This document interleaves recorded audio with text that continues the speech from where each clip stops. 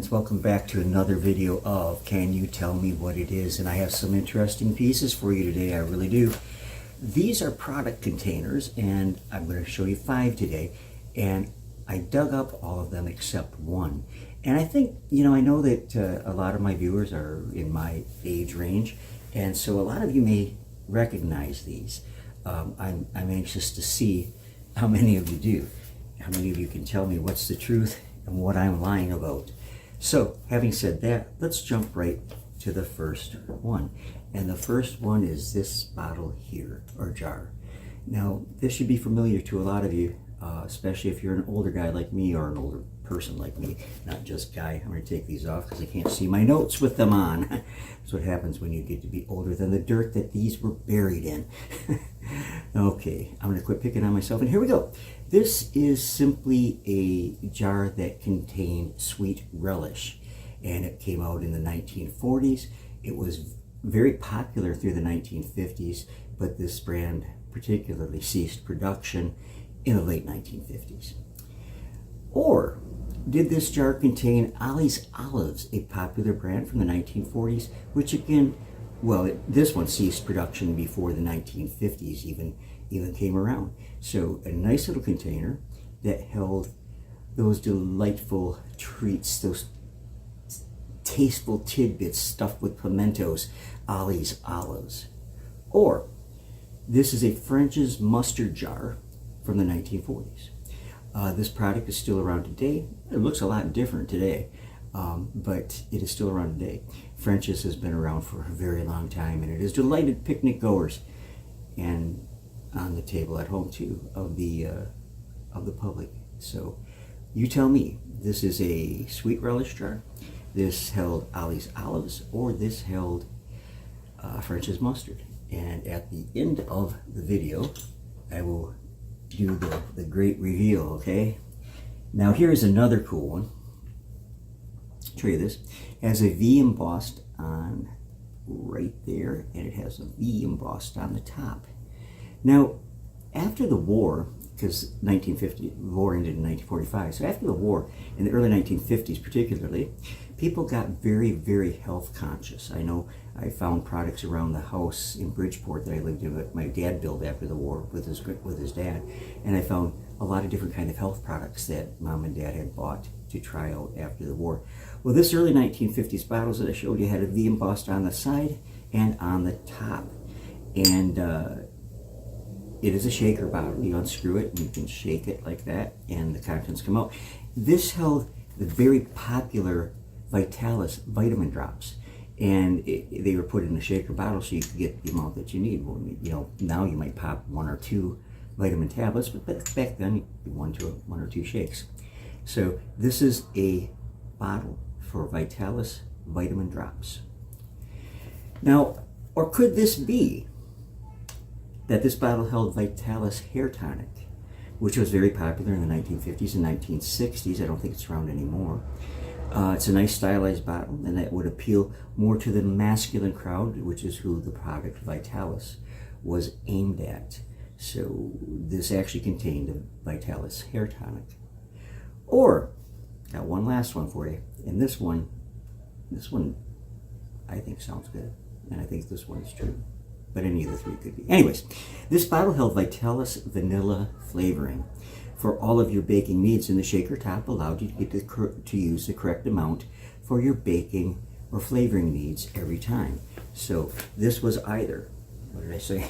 Dropped my notes. This was either a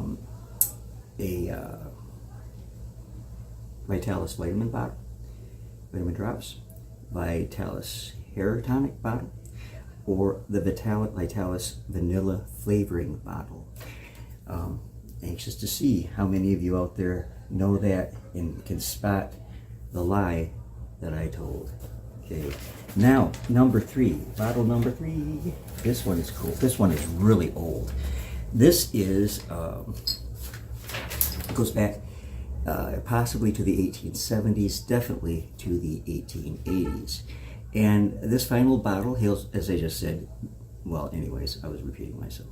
That happens when you get old, too. Anyways, embossed on the glass, it reads Halford sauce. And there's embossing on the other side too, but I cannot show that to you right now because it would reveal the truth of what this bottle actually contained. So anyways, Hafford sauce. This held, quite simply, Worcestershire sauce with and would be used by steak lovers everywhere. Worcestershire sauce is still available in many different brands today. I used to use Lee & Perrin, but then I found that an off-brand that tasted just as good. So I use it on my burgers all the time. Just delicious on burgers. I'm sure you'll probably agree if you're a beef lover. And I know most of you are. We ain't gonna eat no bugs, are we? No. Okay, anyway, shut up, Dennis. Back in the day, ketchup was more commonly called sauce. And this bottle was an early design for Heinz, who still produces ketchup today in a much different style bottle. So it was never called sauce in my lifetime, but in my grandma and grandpa's lifetime it was, and I do recall hearing them say on a couple occasions at the Thanksgiving dinner table that, pass the sauce. And there's probably a few people there that were hoping that there was some liquor available, the sauce, but no, they were asking for the Worcestershire sauce. Okay, back in the ketchup. Worcestershire was last time. Ketchup. Anyways, getting confused happens a lot when you're older too. Anyways, it was a ketchup bottle. And 3, this contained Alderix sauce, which was made in Russia, the motherland, and was imported here. And for economic reasons, not many others than the elites can afford this product today, which it is still made. And the sauce was made from the fermented gills of, I haven't been drinking, folks, I promise you, the fermented gills of the sturgeon. So caviar was not the only delicacy that sturgeon afforded us. I have tasted caviar. I think it's disgusting. I have never tasted this sauce, but I think it would be equally as disgusting. So what think you? What is this beautiful old bottle? Ketchup, Worcestershire sauce, or Alderix sauce? You tell me, please. Now, this is a cool little piece. Let me show you. It doesn't look much like a bottle, but it is.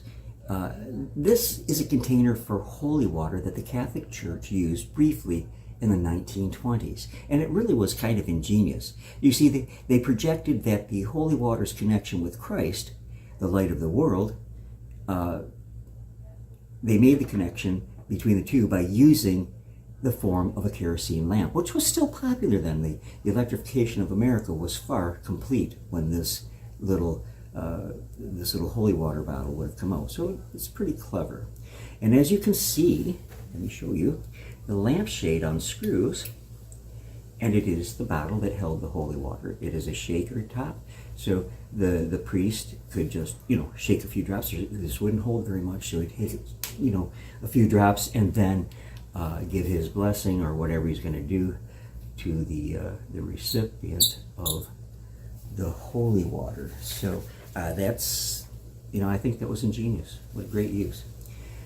But actually, this is a 1920s figural perfume bottle, and there's no label remaining on it, so I cannot tell you the type. And when I opened it, let me open it again. When I opened it, you can smell this delectable light scent. Some elegant lady of the 1920s, or some really crazy flapper from the 1920s. Here, have a smell. Do you agree? I also get weird when I use a yummy. So anyways, that is a cool little perfume bottle from the 1920s, which still has some of the fragrance in it. So lastly, number 5. This little gem is a really nicely stylized bottle with ribbing on it. And the bottle is from the 1950s. A good decade for classic designs. Just look at me, 1955. Anyways, go ahead. Laugh out loud if you want to. I think I'm a classic design for the 1950s. Anyways, this held Joy dishwashing soap And the ribbing design was so wet hands could grasp the bottle without it slipping out and being glass, falling to the floor and shattering all over. It was really nice when plastic came in for some things. The label would have been across this upper portion, the wide area at the top, and I believe the product, I think Joy dishwashing soap, is still produced today. I should have looked that up before I did the video. But anyways, no, it's not that at all. This is a very stylized 1950s whiskey flask that easily fit into the large back pockets of men that the men's pants had back then. And in fact, it would easily fit in the back pocket of my pants today, if you see. So it was very convenient. Men used flasks for well over a couple centuries at least in their back pocket, so they had their beloved whiskey or whatever right there with them. It was easy to pull out, convenient to pull out and unscrew the cap and take a nip or two or three, whatever fit the need at the time. But nah. That's really not it either. This actually held two-stroke motor oil used for lawnmowers and such, like outboard motors too, etc., etc. The screw cap allowed for easy and spill-free filling of the device that needed to be lubricated.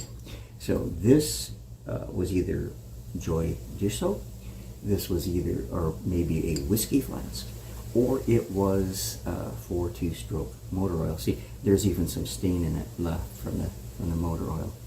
All right, so if you're ready, let's go back to number one, which was this one. And I gave you the choices that it was a French ketchup jar, sweet relish jar, or Ollie's olives, and that it was from the 1950s.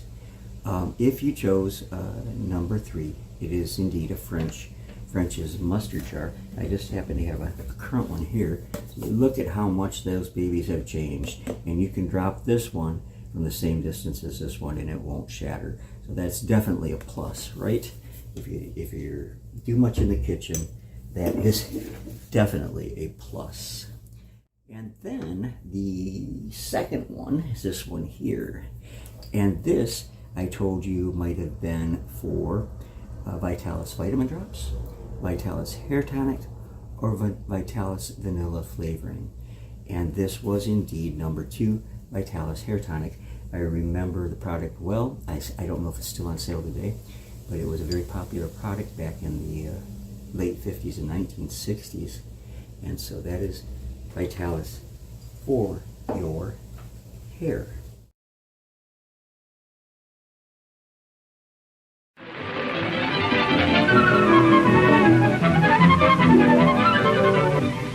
Beats walking, doesn't it? Real outdoor fun. Uh-oh. Sure, that's fun too, but rough on your hair. All that sun, wind, and water make it dry, hard to manage. Of course, that's not really a problem when you use Vitalis Hair Tonic. It prevents dryness, keeps the most stubborn hair in place without grease. That's because new Vitalis contains V7, the greaseless grooming discovery that makes hair comb easily without that plastered down look. Vitalis can't rub off or smear, can't leave messy stains the way ordinary greasy cream and oil hair tonics do. So have your fun in the sun. But remember, your hair deserves Vitalis. New Vitalis with V7 to keep your hair neat all day the greaseless way. I gave you the choices of, it does hail back to the 1870s, 1880s. I gave you the choices that the Halford sauce was Worcestershire sauce. I also gave you the choice that it was for Heinz ketchup, that was originally called by Heinz sauce instead of ketchup, or Alderich sauce made from the fermented gills of the sturgeon that also produces caviar. So, my dear friends, the answer to that is Alderich sauce. Not really. I'm sure most of you know that that is indeed a Worcestershire sauce bottle. And so, that's...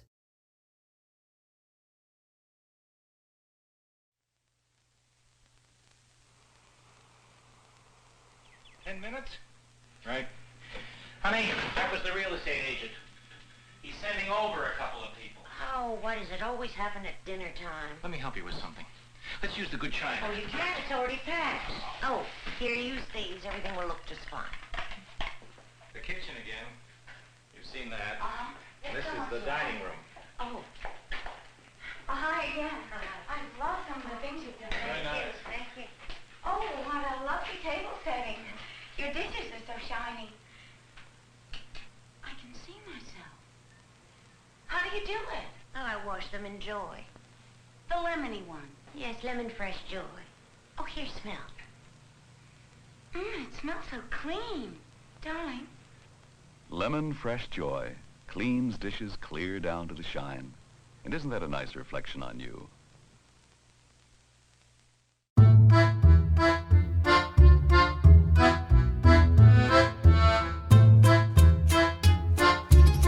video for today. I hope you enjoyed it. I'm sorry about all the old man moments I had on here. You should see me. You should spend a whole day with me and see how I forget just about everything. Anyways, I didn't mean to digress. I love you all very much, and soon there will be another episode of Can You Tell Me What It Is?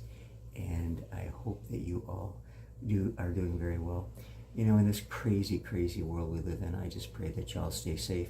I love each and every one of you, and you are very important to me. Your comments are important to me. Your likes are important to me, or your dislikes if you don't like the video. Thank you for being here and being with me. God bless. See y'all soon.